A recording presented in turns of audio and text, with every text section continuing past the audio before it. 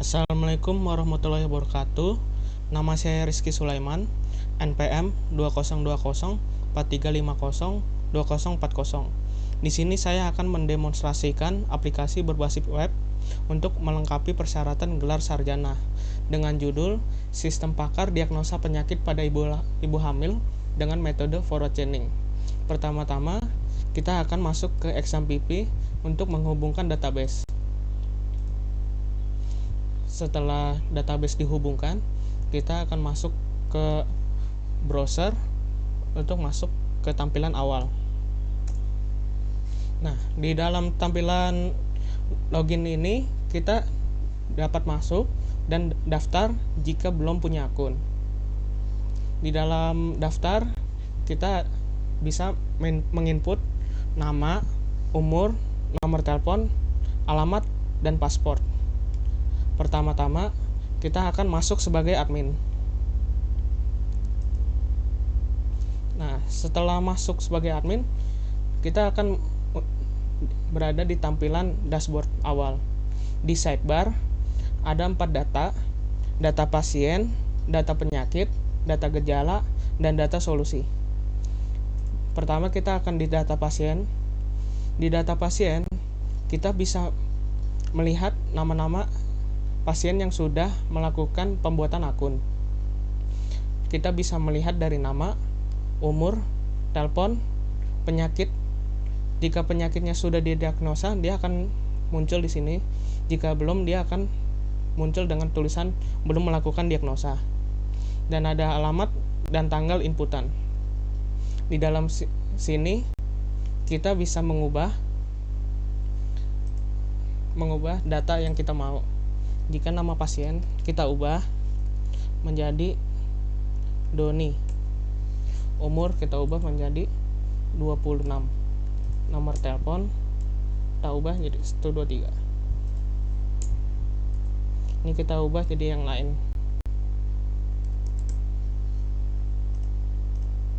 Nah, di sini data akan berubah dan akan berubah juga di dalam database.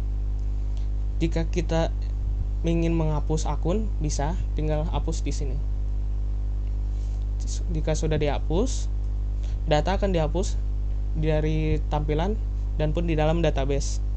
Di sini kita bisa melakukan cetak hasil juga, cetak laporan. Nah, di sini tuh bisa terlihat kalau penyakitnya belum terdiagnosa, dia tidak akan tertampilkan. Jika sudah, dia akan tertampilkan. Di sini kita bisa melihat ada yang mengetahui dan kepala pemilik. Selanjutnya, kita akan ke data penyakit. Di dalam data penyakit, kita bisa menambahkan penyakit, mengubah ataupun menghapus. Jika ingin menambahkan, tinggal tambahkan. Misalnya penyakit pusing misalnya. Nah, di dalam sini kita akan terlihat pusing nama penyakitnya. Jika ingin diubah, bisa diubah. Misalnya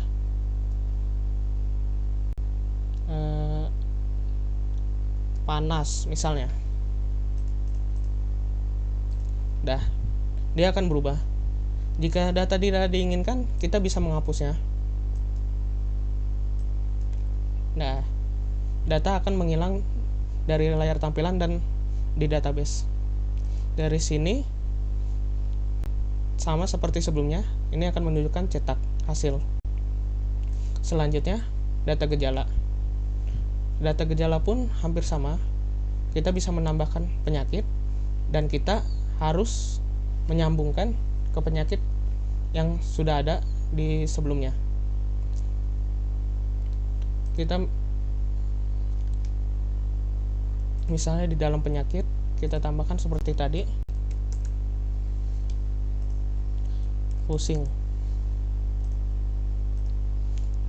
Nah, di dalam data gejala nanti dia akan terwujud. Misalnya gejalanya sakit kepala.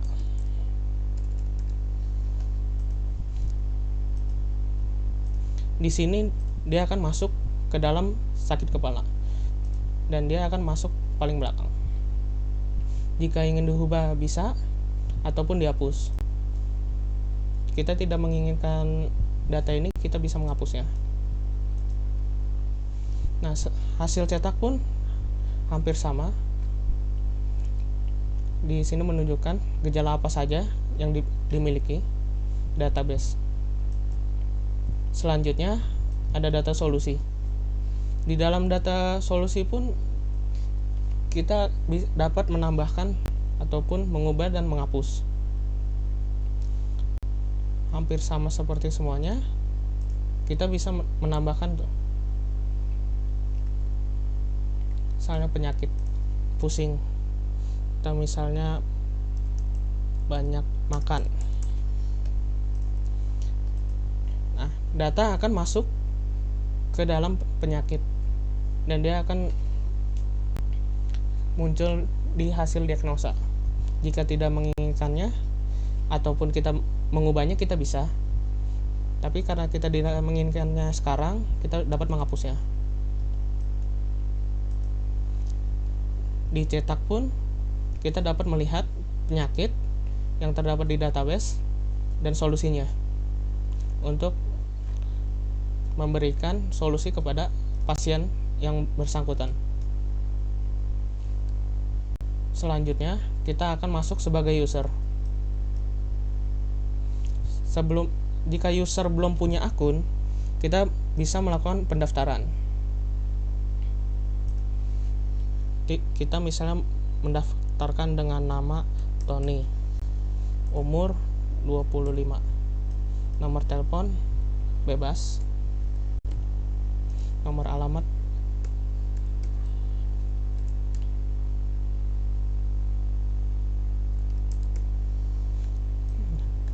dan masukkan paspor.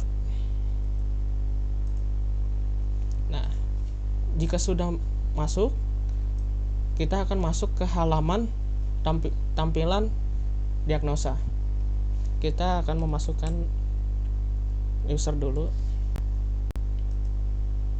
Nah, di dalam sini kita akan ditanyakan pertanyaan seorang pakar. Jika kita apakah kita kulit tampak pucat, kita bilang iya. Kita akan menuju ke penyakit yang pertama saja, penyakit anemia. Di penyakit anemia itu kita ada 5 gejala. Yang pertama, apakah kulit tampak pucat? Ya. Apakah pusing? Ya. Apakah kesulitan bernapas? Ya. Apakah kadar hemoglobin di bawah 11 gram? Ya. Apakah cepat lelah? Ya. Nah, untuk seterusnya kita akan menjawab tidak.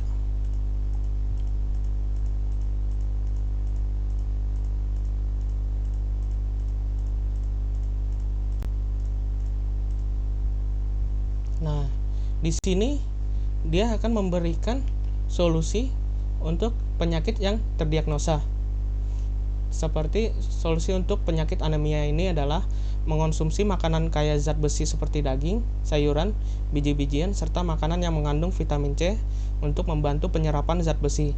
Jika masih merasakan gejala, dimohon melakukan pemeriksaan darah untuk memantau kadar hemoglobin dan memastikan kebutuhan gizi tercukup. Nah, di dalam sini kita juga dapat mencetak hasil diagnosa kita. Di sini kita ada nama, umur, dan penyakit, gejala, dan solusi, serta yang mengetahui perawat serta admin pada saat waktu itu. Sekian untuk demonstrasinya. Kalau ada kurangnya mohon maaf. Wassalamualaikum warahmatullahi wabarakatuh.